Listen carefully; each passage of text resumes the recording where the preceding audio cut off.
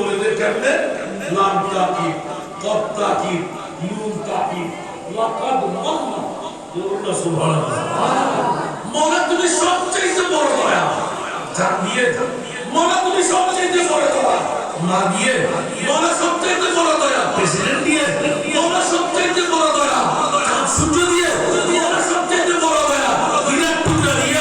মওলা সবচেয়ে বড় দয়া মনি মুক্তা দিয়ে মওলা সবচেয়ে বড় দয়া অন্য কোন সম্পদ বলবেন না না না ইদবা আযাফিহিম রাসূলা তোদের মাঝে